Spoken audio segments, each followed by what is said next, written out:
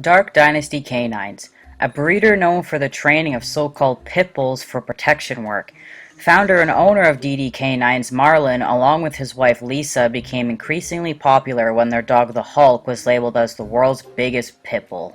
Well, I'm here to debunk the pitbull theory and dig deeper into exposing DD9's for what they really are. To start things off, let's talk about their famous dog, the Hulk.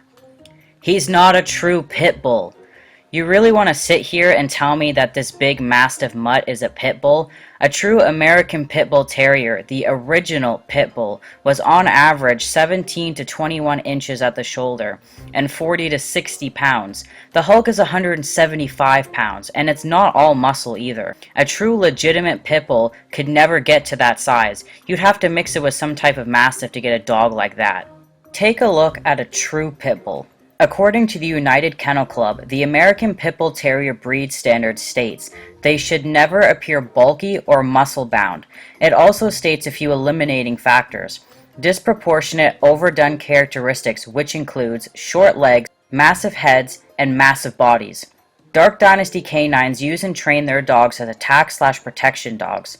According to the UKC, the United Kennel Club, under the breed standard for pit bulls, it states, the American PitBull Terrier is not the best choice for a guard dog since they are extremely friendly even with strangers. Aggressive behavior towards humans is uncharacteristic of the breed and highly undesirable. While DD9's dogs are not considered aggressive, they are being trained to attack people. As much as people like to believe that pit bulls are these big menacing monsters, they're not necessarily the best choice for this line of work. Well, yes, you can train any dog for protection work. If they wanted to stay true to the breed, they wouldn't represent the breed with overbred mastiff mixes that are used for bite work. It just further adds to the misconception of the true pit bull. That's like calling a German Shepherd Husky mix a wolf or a wolf dog. They look nothing alike and aren't even close to being the same thing. So how can people say this is the same as this? Now let's talk about Dark Dynasty canines as a breeder. The breeding of dogs, no matter the breed, should always be done responsibly.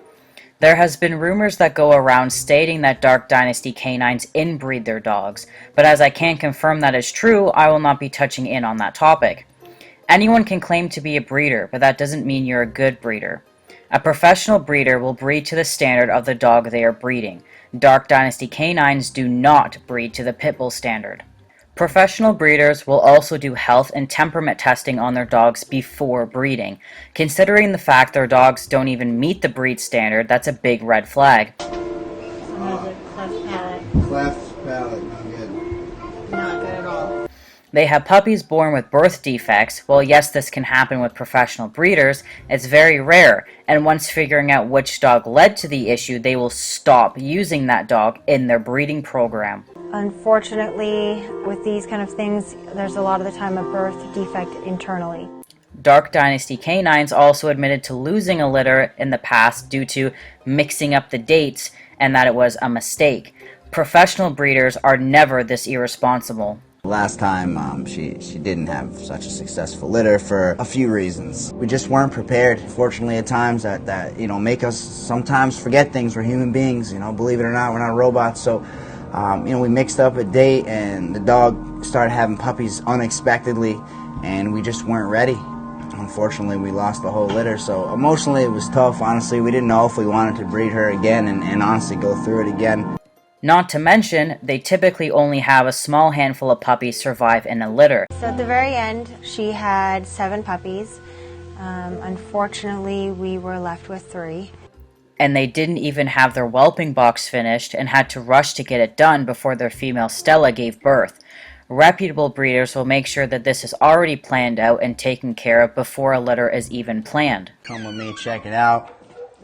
With Stella's due date approaching, we still have quite a few things we have to get ready. Luckily, I do have my veterinarian on call, but the room is not quite finished. I'm really hoping we can get everything done in time, otherwise everything could just be absolutely terrible. If she's not comfortable, if she's stressed out, then she's not going to take care of the puppies the right way and we could lose the whole litter. Another red flag is the fact that a Hulk is always bigger than the females he breeds with. I know he wasn't labeled as the world's biggest pit bull for nothing, but it's always a must that when breeding dogs, the male isn't too big for the female.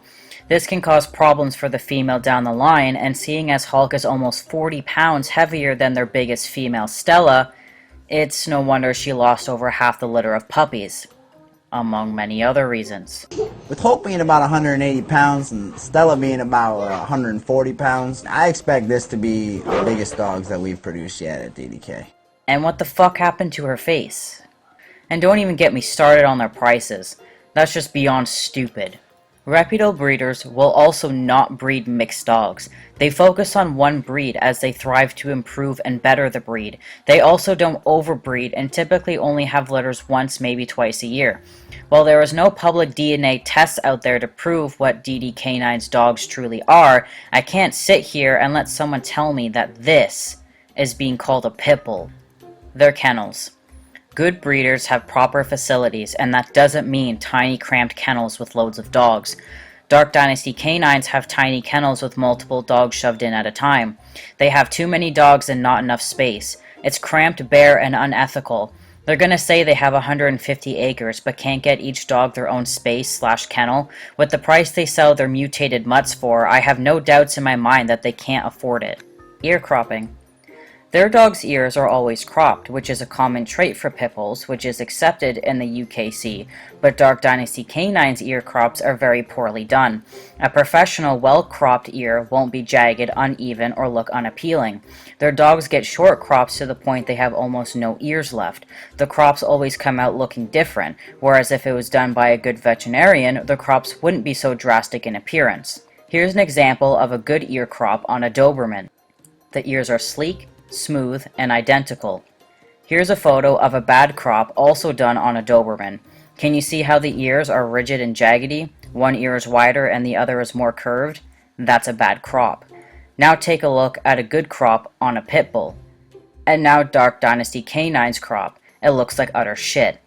The ears are tiny, smushed with uneven edges.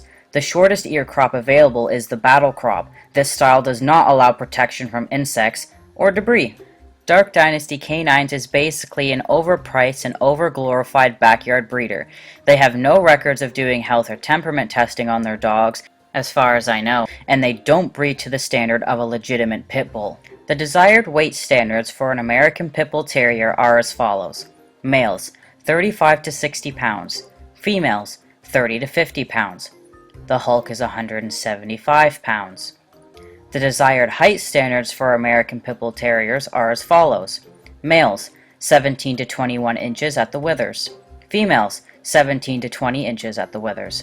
Hulk, standing up on his hind legs, it says that he is 6 feet tall. Apparently. Regardless if that is true or not, he doesn't follow the breed standards for either weight or height. Serious breed standard faults with pit bulls. Here are a few more breed faults that are not recognized as good traits in a pit bull according to the UKC. They can't have blue eyes. Dark Dynasty Canines had a puppy by the name of Nicki Minaj who was born with one blue eye. Excessively large or overly massive dogs and dogs with a height and or weight so far from what is desired as to compromise health, structure, movement, and physical ability. The Hulk, as well as a few of their other dogs, such as Kong, are overly muscular. Their body size is way too big, their heads are huge, and the dogs are too large to be considered as a pit bull. Let's take another look at Hulk. Hulk, the dog that made them as popular as they are today, and really gave a name to Dark Dynasty Canines. They train protection/attack dogs that are supposedly pit bulls, correct?